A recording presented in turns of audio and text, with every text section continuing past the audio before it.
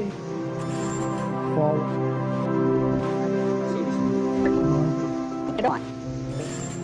2 feet. Forward. So to speak.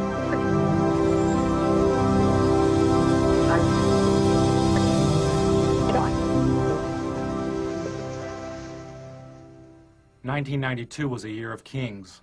There was the LAPD beating of Rodney King, videotaped from an apartment balcony, and the hovering coverage of TV cameras and helicopters circling the city as the public rebelled.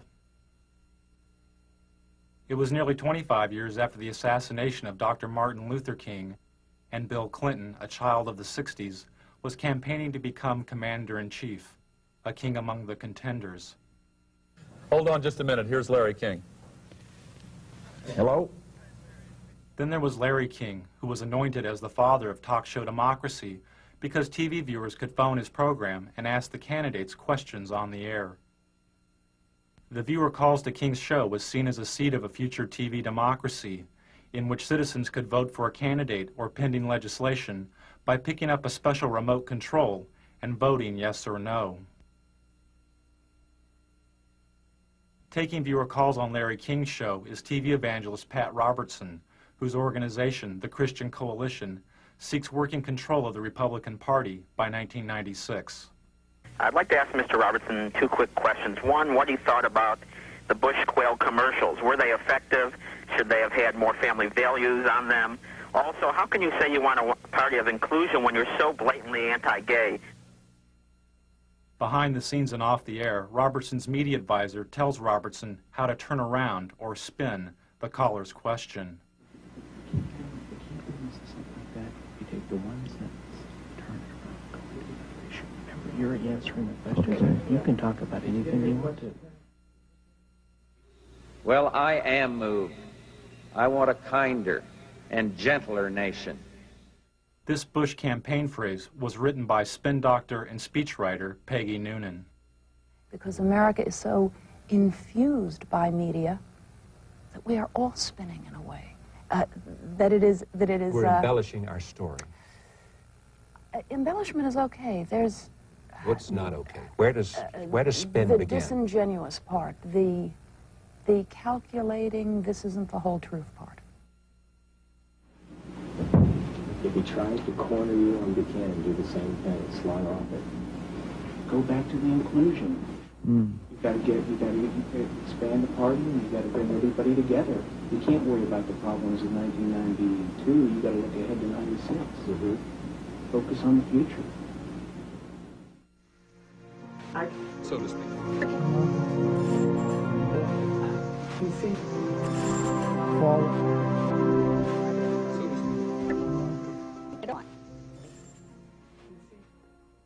Anyone with a home satellite TV system, like the ones you see in bars or in people's yards, could have picked up Robertson and his spin doctor chatting off air. Dish owners are able to receive 2 types of TV. One is the regular TV programming you normally see on cable or the broadcast networks. Is that Helmstead still the next one? The other type of TV is the satellite feed, in this case the feed of George Bush and Larry King chatting during a commercial break. Kind of weird being seen around the world. Technology. It's amazing. I think Saddam Hussein is watching this during that.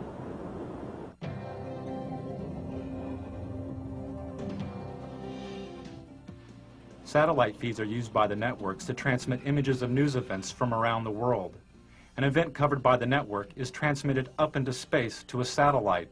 The satellite receives and retransmits the image of the event back down to Earth to the network's headquarters, where the video image is edited and contextualized as television. The home satellite dish owner can watch regular TV, or they can tune in the satellite feed and see the event before it has been packaged by the networks as television. In 1992, I bought a couple of satellite dishes and spent the entire year flipping through the channels looking for feeds. I'd lock onto a satellite and go channel by channel through its transmission, recording the feeds. Then I would move on to the next satellite, and the next one, and the next one. By the end of the year, I'd recorded more than 500 hours of feeds.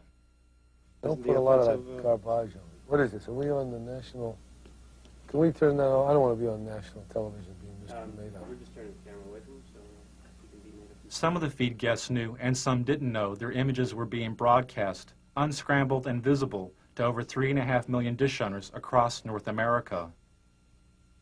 Those who knew they were being watched attempted to stay out of satellite TV's wide frame. But after spending hours a day inside of a television studio, television had become their home.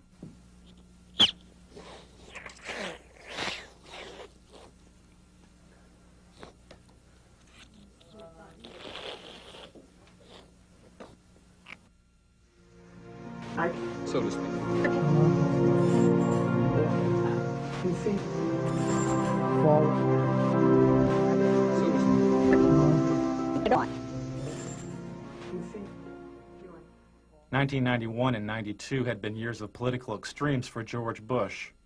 After the Gulf War in 1991, he had the highest approval rating of any president in modern history. But as the U.S. economy fell, so did Bush's ratings and his health. He and the First Lady Barbara Bush developed a thyroid condition known as Graves' disease. As Bush's ratings fell further, he decided to appear on Larry King's show. His appearance marked the first time a U.S. president had been on a call-in talk show in over 15 years. You feeling well, by the way? Yeah? Are you feeling well? You're good. Lucky. Running still and played tennis yesterday. What is that disease you had? Crohn's, no, not Crohn's, just thyroid. I don't know what it was. What are they? They drug treat it, right? Take a drug every single morning, little blue thing, Synthroid or something. And it wasn't hard. It's what the thyroid does to make your heart fibrillate. But it's been very good. Now, I took Halcyon for a long time after my heart surgery. Are you often at it? I don't know that it's bad like it. It's the best sleeping pill in the world, but not daily. No, oh no. Okay. Now it's gotten such a bad rap. Halcyon had gotten such a bad rap that its product license in Britain was provisionally withdrawn. Some users of the drug complained of amnesia, anxiety, delusions, and hostility. When Bush started the election year, he was taking a sedative during a visit to Japan when he fainted and threw up on the Japanese Prime Minister. For Bush, the image of the event could have been devastating. News stories of Jimmy Carter's fainting created a symbol of a failed president. It haunted Carter throughout his campaign and helped Ronald Reagan reach the White House. The first minute of Bush's fainting episode and the reaction of the frightened dinner guest was not released by the networks and is not seen here. Only this footage after the initial fainting was made public. Newsweek magazine published a story about the event with photographs from the censored Bush fainting episode, but the photographs obscured the view of the president's face. All traces of Bush's nauseating performance would be cleaned up by the White House television crew.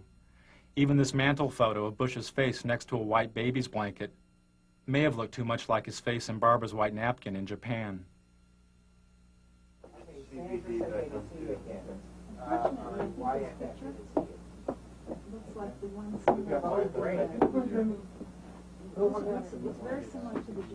You want to take one of Anna? You got it. Do whatever you need to do. So to speak. PC. Forward. So to speak. PC. Forward. This is the White House television studio, the satellite TV hub, which the president used to make news.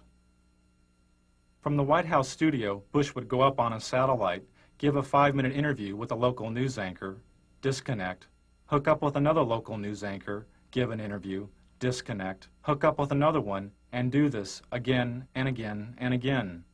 This type of satellite whistle-stop campaigning is called the satellite tour.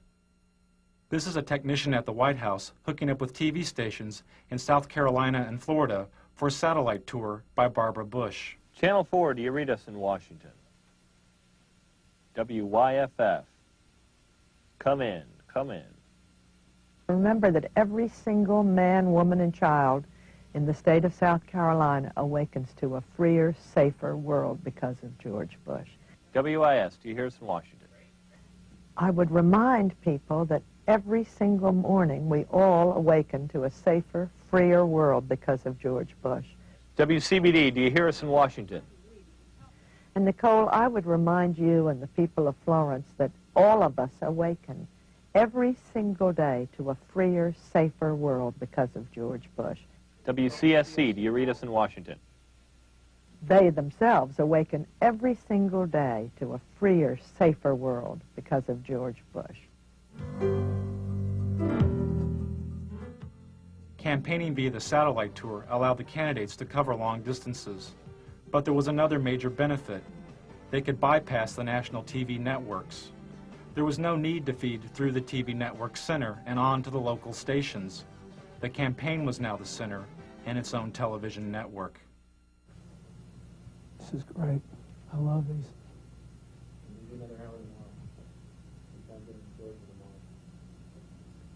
Can we do any more? We do some now. We do those two now. Gotta do some more in Florida and Texas. Have we done all of Colorado today? Yeah, we got one more done. Today.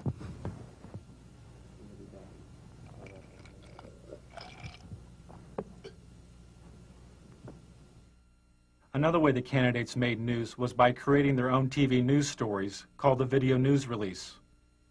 The Video News Release was given free of charge to local TV stations. Sent via satellite by the candidate, the Video News Release consisted of a campaign-produced TV news segment, complete with intro text for the local TV anchor to read, and a news story edited by the campaign. I feel I have the experience and leadership to take America in new directions. One new direction, Job Training 2000. Mr. Bush's plan to retrain blue-collar workers and the unemployed for new job opportunities. The country's 11 largest business organizations endorsed. Nearly all the major candidates placed a video news release on local television, and nearly half the local TV stations which aired the releases didn't report that they had been produced by the candidate. For instance, this story's reporter, Michael Caputo, wouldn't be identified as working for the Bush campaign. Primaries March 17th. In Washington, this is Michael Caputo reporting. The campaigns had to pay out of their own pockets to produce the satellite media tours and video news releases. But their best and cheapest way of making news was through the TV talk shows. And the candidate's talk show of choice was CNN's Larry King Live, which made the front page of the New York Times 57 times during the election year. Well, Al Gore was famous, Tammy. On his book tour, he drove over to Mutual Network all by himself, came up in that great Crystal City elevator. I still remember the day I became famous. Yeah. When your column in USA Today came in. On that thing, that book. I always remember the card you sent me. For the networks, making news meant making profits, as the candidates made nearly 100 talk show appearances. Tell Bill if he'd do that thing in New York, it would be terrific. He's so good at this. Clinton. Yeah. One of the problems with staying on a bus too long is the two of you guys are so good on media.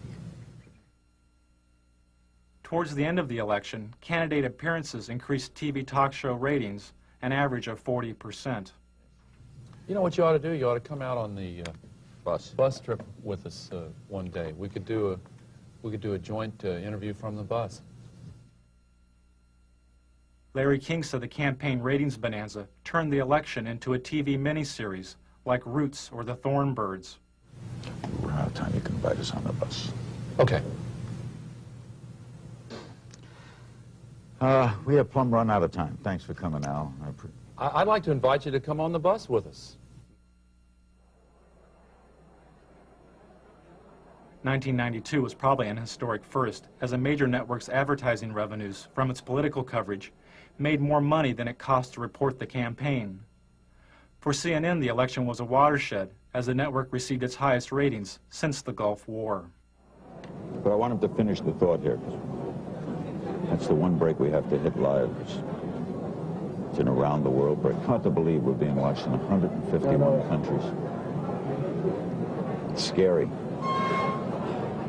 I'm in Israel. I'm at the Wailing Wall. True story. Israel. Never been there before. There with my brother.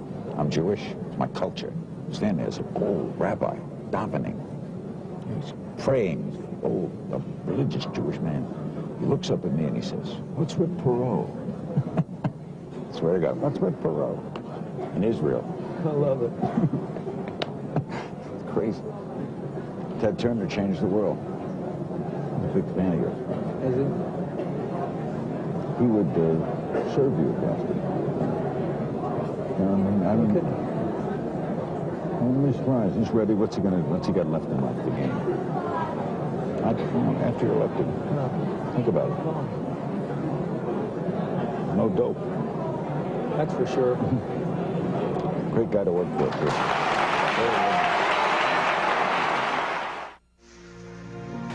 So to speak. You see? Fall. So to speak. You see? Fall. So to speak.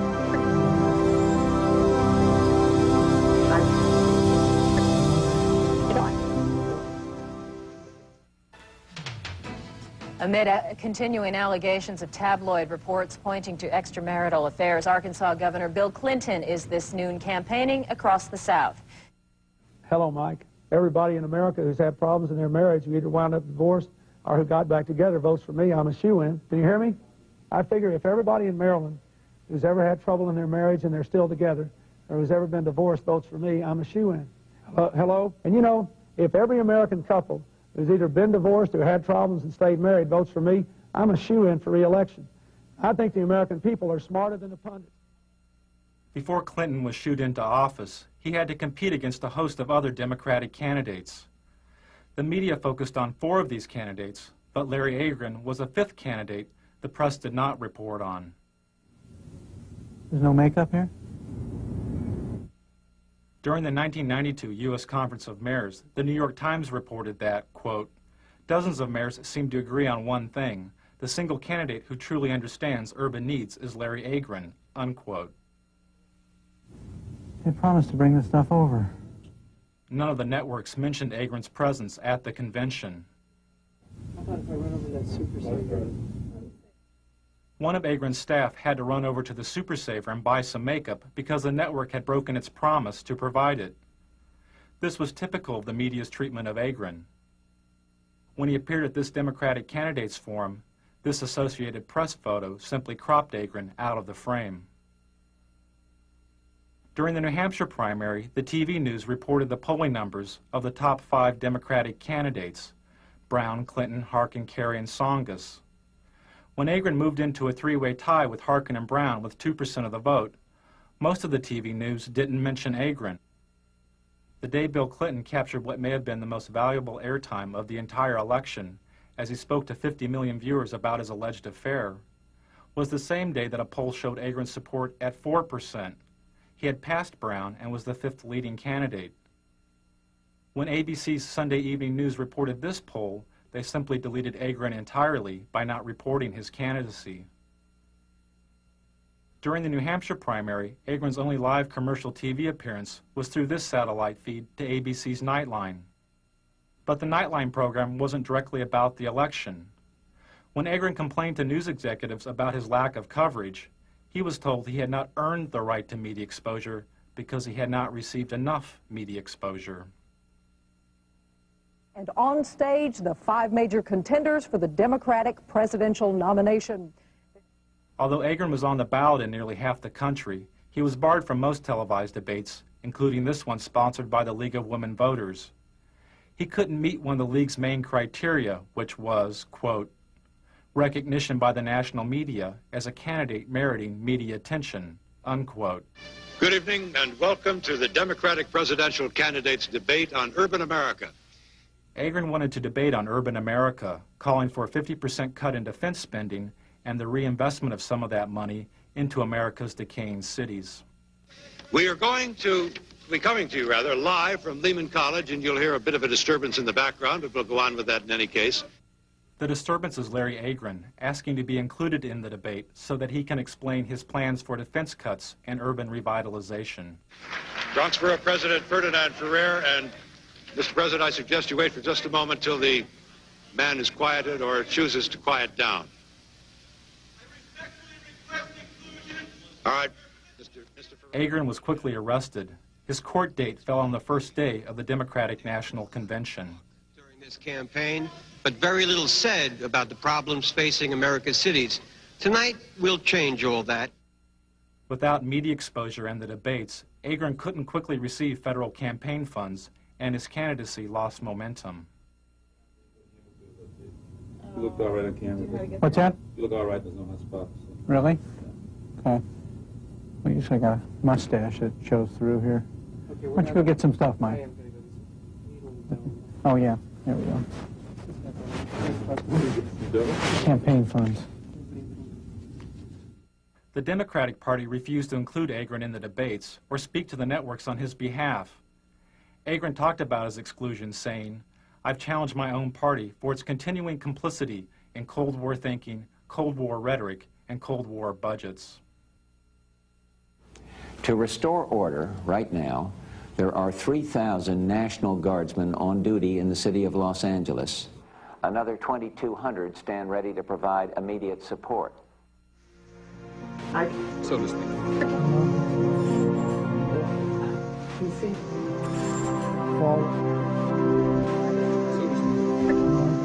Get on.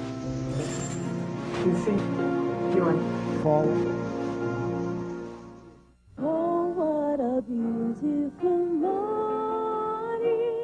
In 1992, the networks had their own solutions for urban decay. This morning we're here looking for solutions. CBS looked for solutions at LA's Martin Luther King Hospital. Well, a hospital like Martin Luther King can see more trauma than all of Western Europe does in a year. In fact, there's so much trauma there that the U.S. Army sends its combat surgeons there so they get a sense of what these very severe wounds were like. In fact, when I was in the Gulf War, a number of the senior combat surgeons had trained right here at Martin Luther King Hospital. Dr. Bob, thanks. Before he went on air, part of Dr. Bob's diagnosis was cut out because it was too obtuse. Yeah, so what's your impression? Because my impression is, places like South Central LA, around the country, look more and more like real third world countries, or third world countries without the hope. That is, they have no medical care, they have no real economy, and yet in a third world country, it's developing. There's some onward development, there's some vision for the future. Well, your impressions of the medical care, are you talking about? I think it gets too obtuse. How about if I were to ask about the level of the trauma care here has always been considered superior, has it not, to other parts of the country? Good. Yeah, 30 seconds. Yeah, it's the best, Why gunshot. don't I say something like that? Okay. As the conditions of the cities became obtuse to the networks, they turned to the suburbs to render a verdict on the campaign. And later, Eye on the Campaign, you will see and hear some of the suburban voters who may very well decide this election.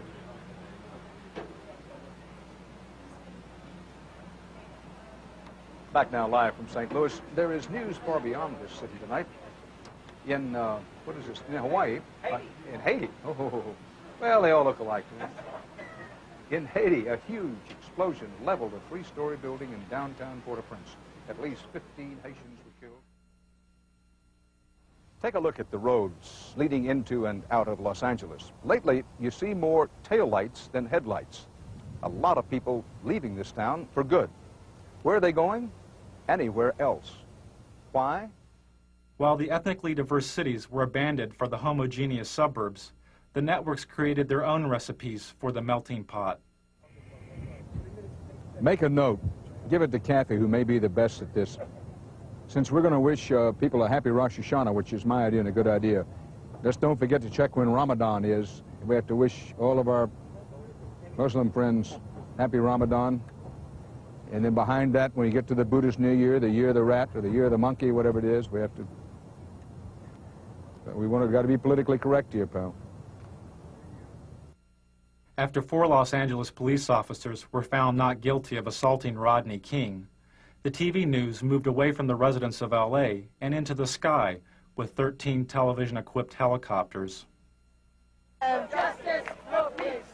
No justice, no peace. I'm sorry, we're still hung up in our court here. They're just marching up and down the streets, and they formed a big bulkhead here at the end of the corner. The distant coverage in the sky was emulated on the ground by the scarce street reporters who tried to glide by without speaking to the protesters of the verdict. With the chants, no justice, no peace is what they're chanting. You can hear them now. We can still going here. Well, let's go. No justice, no justice, no peace. No justice, no peace. We ain't got nothing to say. Change, people. There should never have been a change of venue. There should never have been a change of venue. And as a result, this is what you have. This is what you have. There's not Crips down here. There's no Bloods down here. There's just concerned citizens down here that don't like the way the system is done. This is what we're talking about. Could you tell me, sir, could you tell me? Could you tell me? Okay, they're off. You did that, they cut us. Huh? They cut us when you did that. No justice, no peace. The voiceless scenes from South Central LA, where nearly 50% of the children live in poverty, was contextualized by the $600,000 a year TV news anchors. As the looting goes on in a senseless fashion, people arguing for sanity on the one hand, simultaneous looting in a random fashion for things that people can't even use. 25 years ago, the media's coverage of the riots in the Watts area of Los Angeles was called racially divisive by the federally empowered Kerner Commission. The commission was formed in order to find the root causes of the urban violence of the late 1960s. It found that one cause was the massive economic collapse and poverty of the cities. The other was the media. The Kerner Commission found the media guilty of failing to communicate to all ethnic groups the complex and fundamental problems of race relations. This LA news anchor made these comments moments before reporting the verdict in the second LAPD beating trial of Rodney King. Okay, I'm standing by, ladies and gentlemen. We don't have shit to say. We don't have anything to do, but by God, the management of this company deems it necessary that I come on the air in the morning and shock the shit out of all of you. In just half an hour from now, the jury in the federal Rodney King beating trial will be back in session. The Kerner Commission said media's failure to communicate was caused in part by the media's shockingly backward hiring practices. Hardly any people of color worked as TV news directors, the people who set policy and make decisions. Television responded to the criticism by hiring cameramen, clerks, and makeup artists that were African American, Latino, and Asian American. For each of these ethnic groups, the number of TV news directors is a few percentage points above zero since the Kerner Commission's verdict 25 years ago. You announced that they get rid of their gate tomorrow, and they'll stop tomorrow. You announced that. As the networks covered over the voices from LA, the candidates told the story of their own. I felt anger. I felt pain. I thought, how can I explain this to my grandchildren? This was very effective. Yeah. What? Bush's story was great. No, and also when you talked about talking with Barbara and your kids about How to explain this to my grandchildren was great. And given the fact that this is a presidential election year, it's also a challenge to the man who would challenge the president for the country's leadership. But if you can really tell one good story about you.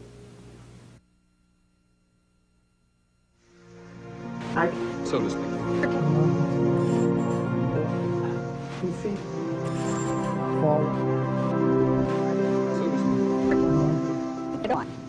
Of course, everyone knows the old rhyme. In 1492, Columbus sailed the ocean blue. We know his voyage took him to the New World, and his arrival changed the world forever. But beyond that, much about Columbus remains the subject of some dispute.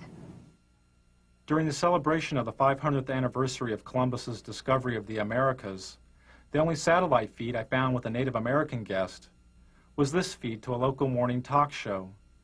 The guest is a historian and a member of the Cherokee Nation. As you said, he presided over death of 250,000 people. No, that wasn't at his own hand. That was others who followed him and disease and that sort of thing. No, he couldn't control. No, I'm talking about like his first 2 years here, 250,000. It's pretty well documented. He took his interpreters, he took his guides as slaves. He chopped off the hands of anyone over 14, any male over 14 who couldn't bring him gold. He took women as sex slaves for his men. Dr. Mattei, I want to thank you very much for coming by. Thanks for spending some time with us this morning on the Good Morning Show. You're welcome. That was brief. Okay. Hopefully painless, sir. The painful lessons of Columbus's past were never mentioned as the networks debated his legacy. Interesting debate. I'm not sure we've settled it this morning, but we appreciate trying. That's true. Thank you both. Thank you. And we'll be back with more of our special edition of Today on Governor's Island right after this.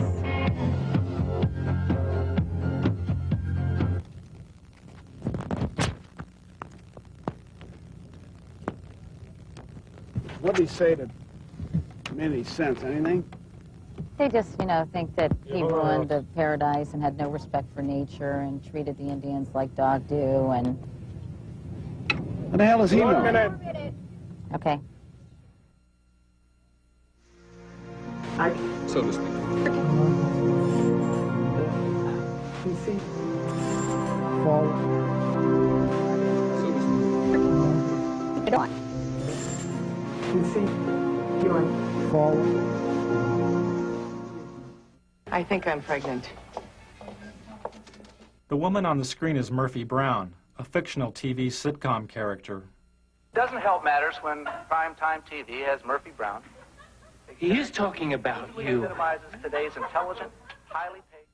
Vice President Dan Quayle blamed the LA riots on its citizens' lack of family values, instilled in part by the Murphy Brown TV character.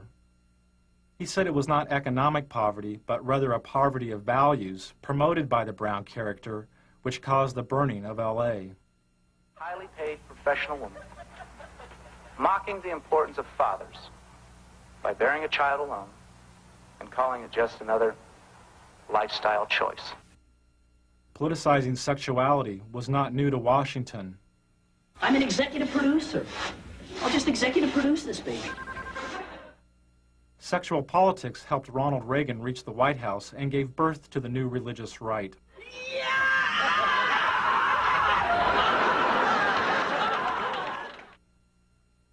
After the Republicans lost the presidency to Jimmy Carter, some conservatives theorized if the Republican Party would oppose abortion, they could split the strong Catholic voting bloc of the Democrats and elect a Reagan and Bush ticket to the White House. As a senator, George Bush was against outlawing abortion. But as Reagan's vice presidential running mate, Bush changed his position and supported a ban on abortion. Well, you haven't given us any specificity about where you stand on this, Senator. In the past, particularly in the House of Representatives, you voted against federal funding for abortions, and that meant for poor women. In some circumstances. Well, tell us the circumstances, please. All right. The circumstances debated have involved rape and incest and life, where the life of the mother is in jeopardy. As a congressman, Al Gore voted against using federal funds for abortion. But as a vice presidential candidate, he changed his position and supported using federal funds for abortion as part of the Clinton health care plan. That's what freedom is all about. That's what tolerance is all about. That's what our country stands for. Well, I'm still confused. I'll try one more time. When you voted against federal funding for abortions, except under the three circumstances you outlined, had your vote carried the day, you would have imposed your belief on poor women in this country. There was no and there is no national health insurance program today. We do not have the kind of comprehensive coverage. After the abortion questions, Gore's media advisor tells him how to turn around or spin the A question.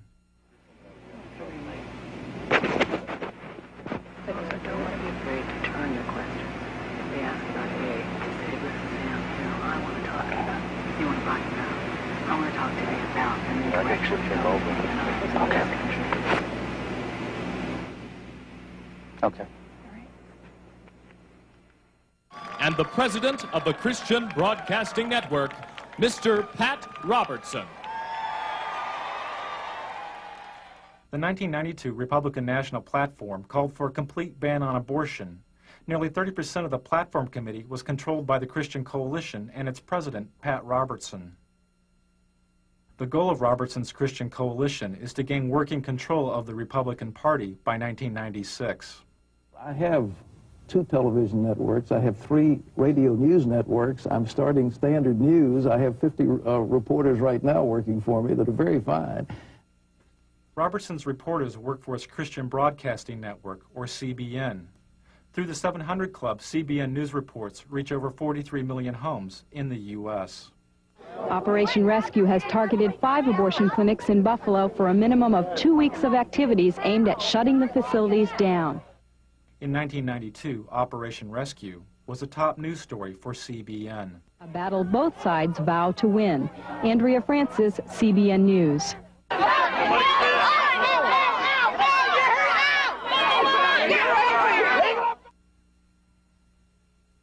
On the first day of the Republican National Convention, Operation Rescue broke through this line of clinic defenders and blockaded an abortion clinic near the convention site.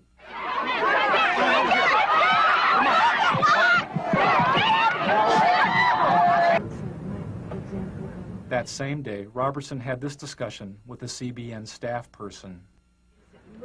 I have sent word to keep that Operation Rescue. I don't want one word on this program this week about Operation Rescue. We're not.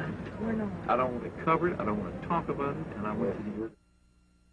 That same morning, Republicans who supported women's right to choose an abortion held a rally in Houston led by Ann Stone. Ann Stone, I mean, we felt like we should cover it as in. Don't cover anything about the abortion debate any longer. It doesn't matter. They passed the platform. We need to get cameras covering our rally, our guys. Oh, we're there. We're going to be there. And no, does it start? And then you need cameras it's crunch shooting time for Dee President George Bush or me sitting in the vice president's spine. Various things. You can the president's See this? Both. Both. 5 minutes before. But I believe in objective news. I believe in balanced news. I don't want to slant the news. I just want to tell it like it is. How many camera crews do we have? We have 2. Right. You get 2 reporters, and you stick those cameras in the face of anybody you want to, and start asking questions. Hey, you Luke, want to ask a tough question, ask I let them know right now we haven't seen you. I mean, get out there. Don't even say who you're from. He doesn't show that we'll just go from the What do you think is the president of the taxes? You think this thing in Persian Gulf, there might be a military gimmick? You think that's election? I mean, Pat will discuss with them you know what I'm saying? I mean, and cameras right in their face. Go up and ask you a question. Boom. We'll do. We'll do it. If they want to play hardball, we play hardball. I'm not sure at that point it's going to go up. Televangelists play some of their hardest ball at the expense of the gay community by using the AIDS crisis. 52-796. It was a squeaker, but we made it. And the totals are going. By 1985, viewers were giving an estimated $100 million a year to Robertson's TV program. When televangelist Jim Bakker was sent to prison for mail fraud, and Jimmy Swaggart was caught with a prostitute, viewer donations to televangelism plummeted. A lot of broadcasters are gone. Some needed to, some it was financial pressure. Televangelist Jerry Falwell's ministry was nearly bankrupt. Then he sent out a fundraising letter which claimed AIDS-infected homosexuals were purposefully infecting citizens by knowingly giving their AIDS-infected blood to blood banks. In the fundraising letter, Falwell said, quote, "They know they are going to die, and they are going to take as many people with them as they can," unquote. His ministry was revived.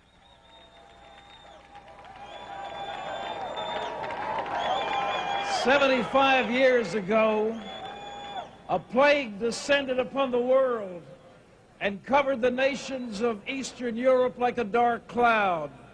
But ladies and gentlemen, a more benign but equally insidious plague has fastened itself upon the families of America. At the Republican National Convention, Robertson characterized communism and government bureaucracies as plagues, a thinly veiled reference to the AIDS crisis. Robertson supports the theory that gays have conspired with other supposedly subversive agents in order to undermine the nation. Ladies and gentlemen, the carrier of this plague is the Democrat Party. That Republican convention was one of the most hateful things. I'm a Republican, but I'll tell you what, Pat Robertson personally was one of the reasons why I voted against George Bush. Okay, now, Pat, he's saying you would not let a pro-choice person chair your party, or you would try to stop it. He just contradicted what I just said. I'm sitting here in this chair telling you something different, and he said I won't do. How does he know what I'll do? I think if he obviously didn't hear my speech at the convention, because it closed with a beautiful story of a lovely lady holding a little starving child in her arm, and it was a call for a better world and one nation under God. I can't see how anybody said that was hateful. I don't know where he's coming from, but there's something there that is not just on the surface, I think, because I didn't say the things he said I did. We'll be right back with Pat Robertson and Lynn Martin and more of your phone calls on Larry King Live, then Tina Sinatra. Don't go away.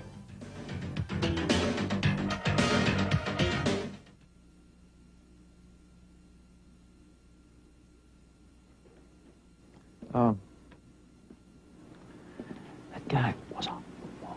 Yeah, sure alive. Eating the gravel.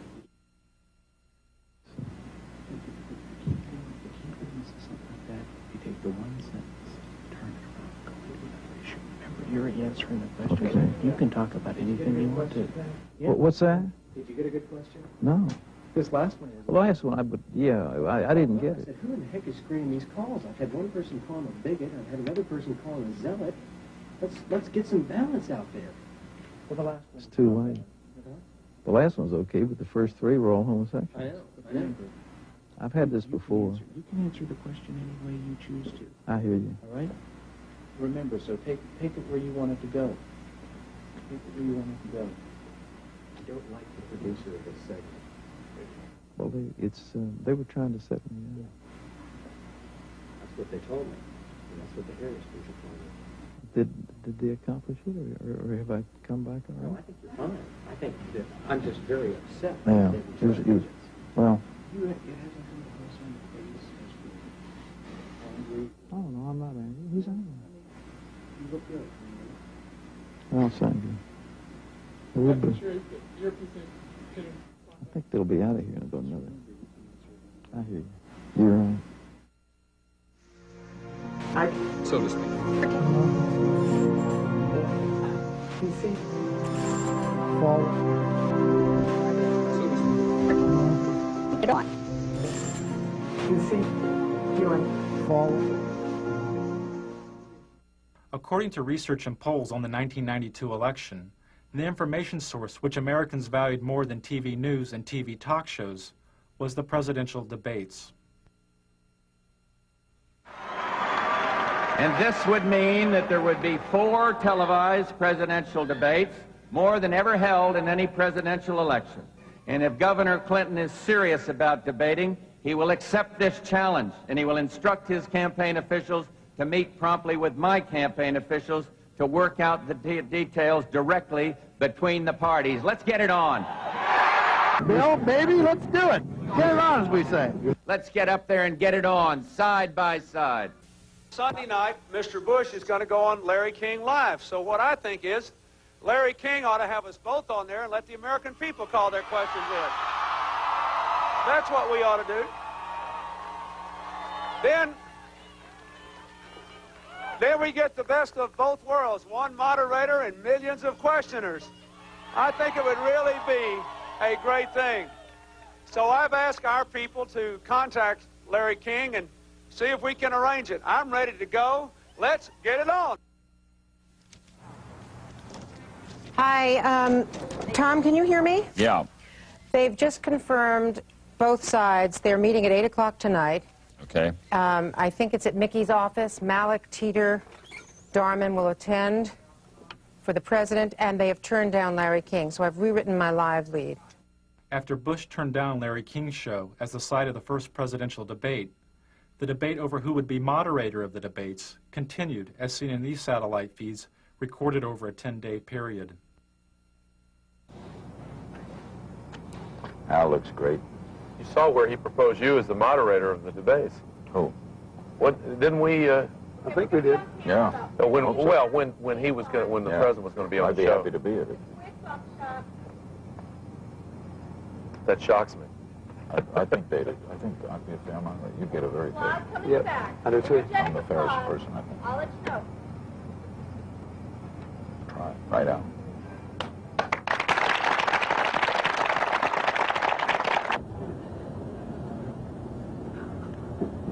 You're doing great. I will tell you. I'll be the first to tell you. Did they pick the journalists today for St. Louis? Mm-hmm. Did they pick the reporters? Not yet. Mm-hmm. Okay. Thanks.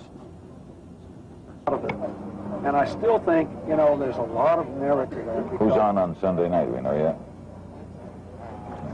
No, the moderator? I don't think we know yet. No, it hasn't been chosen. But you have input, they have input, Pro has input? That's correct. Right up my alley. That stuff right up my alley. No one would get an edge. What's that? Be fair.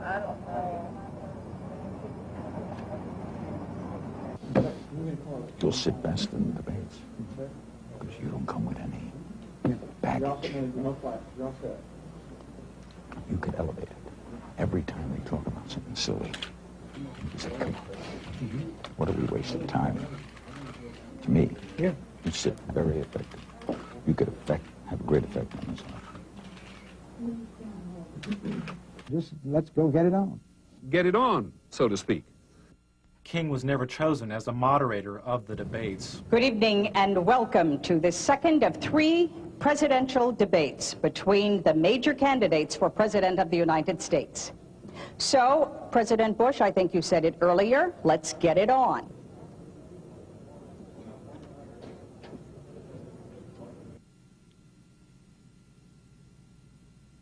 Good morning. The latest presidential polls show President Bush is closing in on Bill Clinton in the final week before the election. One poll shows the 2 candidates are almost even. A CNN USA Today poll shows Clinton and Bush virtually deadlocked. 4 days before the election, George Bush made his final appearance as president on Larry King's show. What a night, what a finish. What a year for me. Huh? A year for me has been unbelievable. Changed the world. It's different. CNN poll today? Mm-hmm.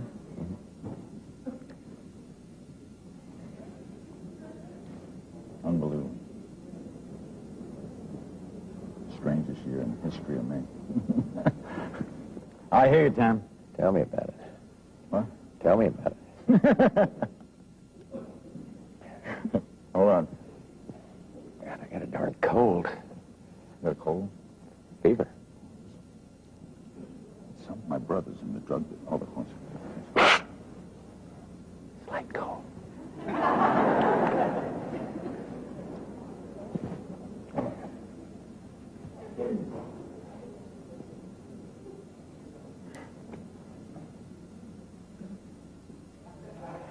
Thanks, Patrick. Right ahead, a historic evening. 90-minute special, Larry King Live, with the President of the United States and your phone calls. It's next from Racine, Wisconsin. Don't go away.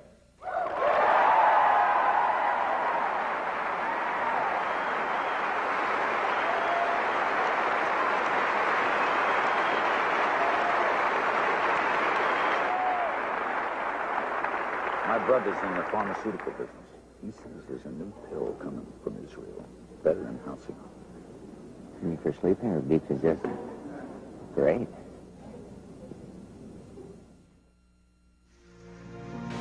So to speak. PC. Fall.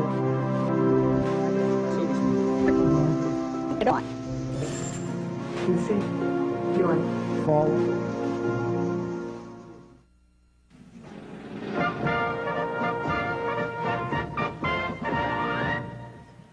We're back. It's now shortly after 9 o'clock in the east. Polls are still open in the west, of course, in the mountain time zone as well. There's a winner in the Rocky Mountain states. Colorado, 8 electoral votes. Perot was a big factor, taking away... 3 years after Bush's defeat, the Christian Coalition tripled its active membership to 1.5 million members. Clinton's taken New Mexico, according to them. Its annual budget has more than doubled, and the coalition holds virtual veto power over the Republican nominee for president in 1996. Rhode Island. Delaware. Mr. Roberts, would you like to reorganize the Republican Party around the Christian tenets that you hold so dear? I would like to see a winning coalition like Ronald Reagan had. I think we've got to get economic conservatives together with social conservatives and some who are foreign policy advocates of the foreign policy initiatives that we've seen very successfully over the last 10 or 12 years, and to put together that coalition. And I think that the last thing we need is recrimination and finger pointing and that sort of thing. It's good. The Republican Party will probably have a splendid opportunity if we have some economic collapse in the next 2 or 3 years to come back strong in '96. Pat Robertson, thank you very much. Thanks. Frank Gumble? Tom, that's the closest we've seen to the start of what might be a round of finger pointing. How much of it do you think we are going to see? Well, I think that the Pat Robertson movement, and he's not the only one who's involved in it, is very important and to some Republicans a little terrifying right now because they're very well organized. He says we're very important and very well organized in county by county. Yes, the new religious right. They'll organize out of sight of the conventional machinery and then go out and win.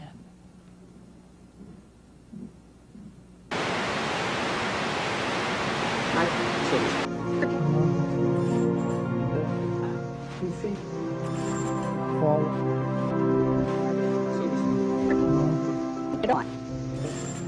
PC. Doing. Forward.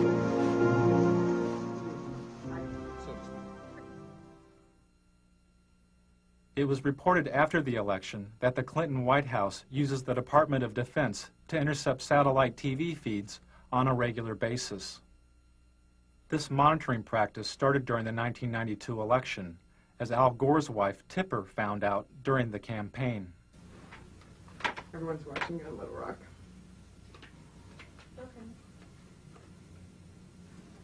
They're watching these satellite feeds? Oh yeah, we can, you know, that we pull it whenever any of you all do a satellite tour. They pull it down on Little Rock on all the monitors and the whole headquarters. Just the actual interviews, not this part. The Clinton campaign also intercepted the satellite feeds of the TV network news.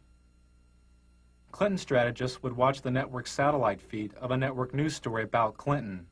This would give the strategists the ability to respond to the story before it ever aired on regular network television. Certainly this goal is almost within reach. Clinton's trying to lift his sights beyond the attack politics. 4 years. Feeling that his goal is almost within reach, Clinton is now trying to lift his sights beyond the attack politics of the campaign. Clinton also monitored the satellite feeds of his opponents. According to the American Journalism Review, the Clinton campaign intercepted the satellite feed of a Bush commercial 36 hours before the commercial aired on network television. But here's what Clinton economics could mean to you. $1,088 more in taxes. $2,072 more in taxes. By intercepting the feed, Clinton strategists had the ability to respond to Bush's ad before the ad had ever aired. 4 years ago, he asked you to believe him. Read my lips. Now he's asking you to believe his attacks against Bill Clinton. I need to get the big banner on the PVC. I need to use it as a tool to flush out the Bush quail signs that say abortion right in the corner there. You copy it? This is a satellite feed of a Clinton rally. The person you just heard speaking was probably one of Clinton's security team standing near an open microphone on the stage. The instructions he was giving may have come from Clinton's staff in Little Rock, which regularly monitored the feeds of Clinton's rallies. Don't point. I know. There's somebody who ripped that Dodger sign in half with a pizza. Somebody's got to